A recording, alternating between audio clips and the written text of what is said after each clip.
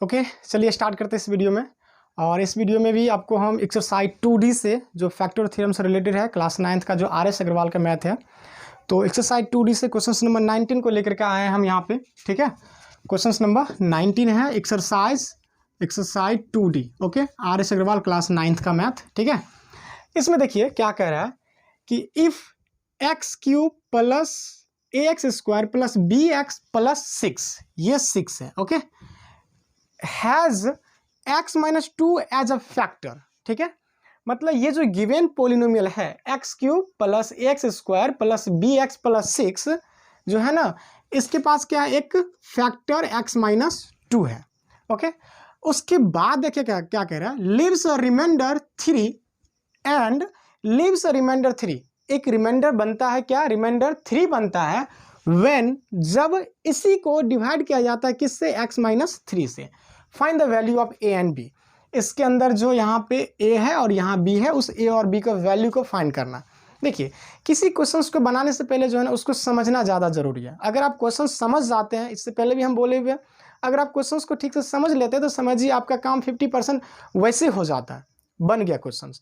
अगर हम नहीं समझे, बिना समझे हुए बनाना स्टार्ट कर देते हैं तो फिर कोई फायदा ही नहीं है, क्या करिएगा आपको कुछ पता भी नहीं है ना। तो वही चीज़ है यहाँ पे कि इस गिवन पोलिनोमियल का एक फैक्टर है। ठीक है, x-2 क्या है, x-2 फैक्टर। देखिए, आपको हम यही समझा देते हैं, क्वेश्चन लगता है बिना बनाए हुए टोटल बन जाएगा। x-2 इसका फैक्टर है, तो यहाँ से x का वैल्यू 2 होगा, मतलब x का वैल्यू अगर इसमें 2 पुट करेंगे तो रिमाइंडर 0 के इक्वल हो जाएगा। अब देखिए कि आगे कह रहा है कि x-3 से अगर हम डिवाइड करते हैं तो रिमाइंडर क्या हो रहा है, 3 है। ठीक है, तो ये रिमाइंडर 3 छोड़ रहा है, मतलब ये फैक्टर नहीं है, डिवाइजर है। आपको पता है कि डिवाइजर एंड फैक्टर में क्या डिफरेंस है। तो देखिए, एक फैक्टर जो होता है वो डिवाइजर हो सकता है, बट एक डिवाइजर हमेशा फैक्टर नहीं होगा, क्योंकि फैक्टर का मतलब होता है एग्जैक्ट डिवाइजर, जो बिल्कुल ठीक ठीक उसको डिवाइड कर देगा। तो यहाँ पे x-2 फैक्टर हुआ, और फैक्टर के साथ साथ वो डिवाइजर भी हुआ। और x-3 क्या है, x-3 आपको एक डिवाइजर है, क्योंकि ये फैक्टर इसलिए नहीं है क्योंकि इससे डिवाइड करने के बाद रिमाइंडर 3 बच रहा है। अगर रिमाइंडर 0 होता तो ये x-3 भी फैक्टर हो जाता। ठीक है, वीडियो हो सकता है थोड़ा सा लॉन्ग जाएगा, लेकिन आपको इसमें हम इस क्वेश्चन का टोटल कंप्लीट प्रोसेस बताएंगे। चलिए आप देखिए इसको आगे क्या करना है। ओके, तो फर्स्ट ऑफ ऑल इसमें हम लोग को सपोज कर लेना है कि let px is equal to, solution लिख लीजिएगा, px is equal to x³ plus ax² plus bx और प्लस 6। ओके, ये जो गिवन पोलिनोमियल था उसको हम मान लिए। उसके बाद ये जो फैक्टर वाला है उसको gx मान लेते हैं। आप कुछ और भी मान सकते हैं, लेकिन हम लोग जनरली gx मानते आ रहे हैं, तो gx ले लीजिए। ठीक है, gx is equal to x-2 हो जाएगा। ओके, अब देखिए साथ ही साथ आपको क्या है, यहाँ पे एक और है, x-3 से भी डिवाइड किया जा रहा है, तो यहाँ इसको ले लेते हैं hx इज इक्वल टू हो गया x-3। क्लियर है।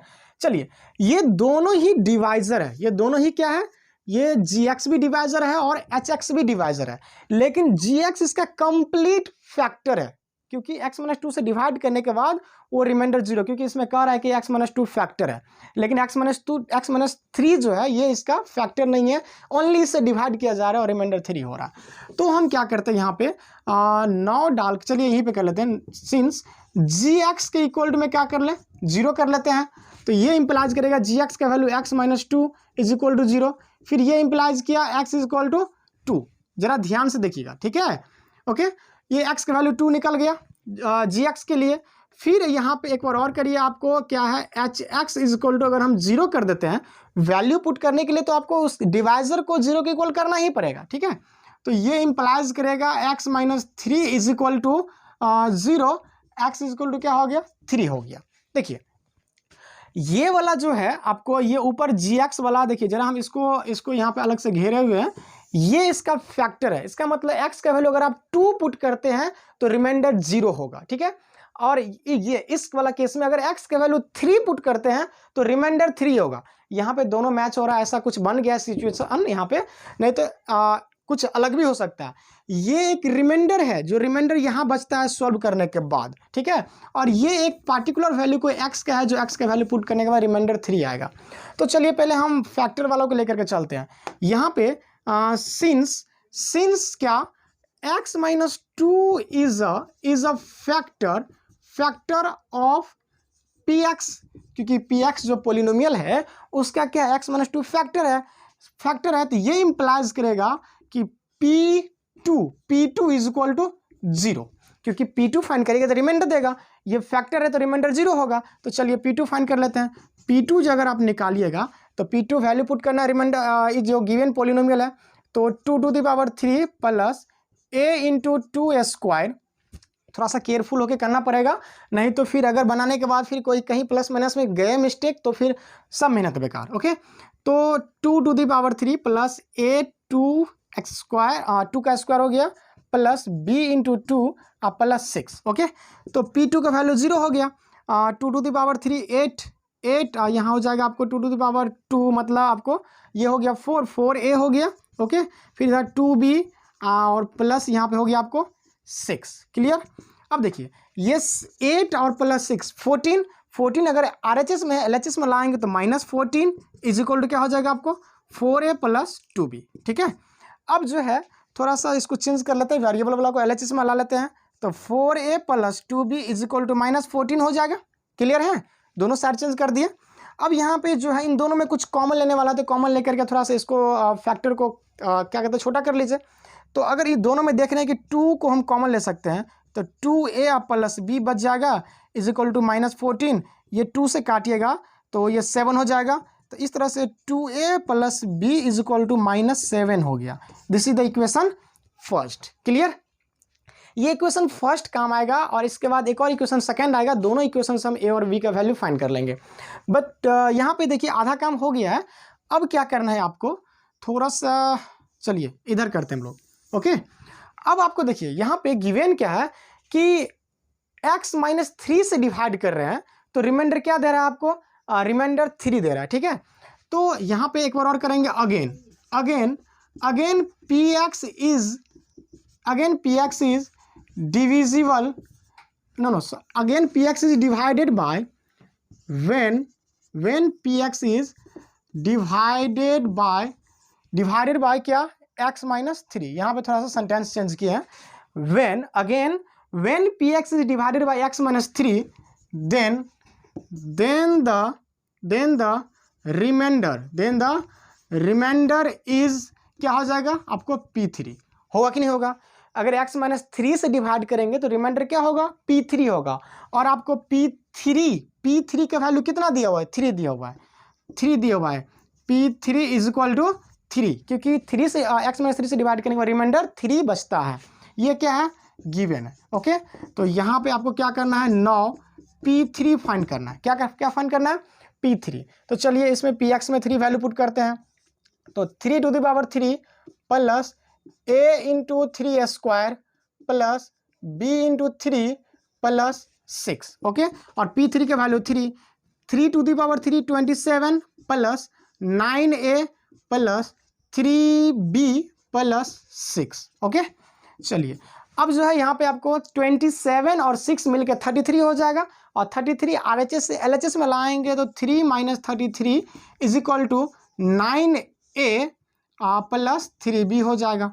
ठीक है, अब 3 माइनस 33 हो जाएगा -30 is equal to 9a plus 3b।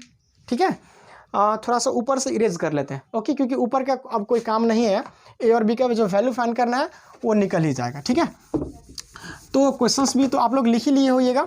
ठीक है, हम इक्वेशन तक रखते हैं, फर्स्ट इक्वेशन की जरूरत पड़ेगा आगे। ठीक है, क्योंकि उसी से वैल्यू निकालेंगे a और b को। तो चलिए अब यहाँ पे ये जो RHS वाला है LHS में ला लेते हैं, तो 9a प्लस 3b, और इसको साइड चेंज कर देते हैं तो क्या हो गया -30। देखिए यहाँ से भी 3 कॉमन ले लीजिए, 3 कॉमन ले लेंगे तो ये हो जाएगा 3a प्लस b, क्या हो जाएगा b, 3b में से 3 निकल गया तो सिर्फ b बच गया इज इक्वल टू -30। 3 से कैंसिल आउट करिएगा तो 10 हो जाएगा, तो यहाँ पे 3a plus b is equal to -10। इसको आप इक्वेशन सेकेंड मान लीजिए। अब देखिए linear equation in two variable, इसको सॉल्व करना आपको आता होगा। ठीक है, जैसे कि इससे पहले वाले वीडियो में भी आपको एक जगह जरूरत पड़ा था तो हम बताए थे। ठीक है, तो इस सब की जरूरत नहीं है यहाँ पे, सब आप देख लीजिएगा दोबारा वीडियो को बैक करके। ओके, तो क्या करेंगे, अब हम लोगों को क्या है ना कि इक्वेशन फर्स्ट एंड सेकेंड को सॉल्व करना है। तो फर्स्ट से जो है हम b का वैल्यू निकाल करके क्या करते हैं, a में सेकेंड में पुट कर देते हैं, या किसी में से आप किसी को वैल्यू को पुट कर देते हैं, इसके आगे आपको आता होगा। तो चलिए b का वैल्यू निकालते हैं इसलिए ताकि b के वैल्यू सेम टू सेम डाल देंगे, a का वैल्यू निकालेंगे तो फिर वो फ्रैक्शंस में आ जाएगा। तो यहाँ से b इज इक्वल टू क्या निकल जाएगा आपको, -7 और 2a उधर जाएगा तो हो जाएगा -7 और -2a हो गया। ठीक है, अब यहाँ पुट कर देते हैं, तो 3a प्लस b के जगह पुट कर देंगे क्या, b के जगह हम पुट कर देते हैं, चलिए प्लस को हटा ही देते हैं क्योंकि -7 और -2a हो गया, इज इक्वल टू क्या हो गया आपको यहाँ पे -10। ठीक है, तो +3a और -2a बच गया a, और 7 उधर जाएगा तो हो गया -10 और +7, तो a इज इक्वल टू हो गया -3। a का वैल्यू क्या निकल गया आपको, -3 निकल गया। ठीक है, आपकी बुक से मैच हो जाएगा। ओके, तो a का वैल्यू -3 हो गया। अब a का वैल्यू है क्या करेंगे, आप चाहें तो इसी में पुट कर दीजिए, यहाँ जो निकाला है मतलब ये इक्वेशन फर्स्ट में, या नहीं तो a का वैल्यू आप इक्वेशन सेकेंड में पुट कर दीजिए, और a का वैल्यू कितना आता है आप मुझे कमेंट में बताइएगा। Okay, thank you.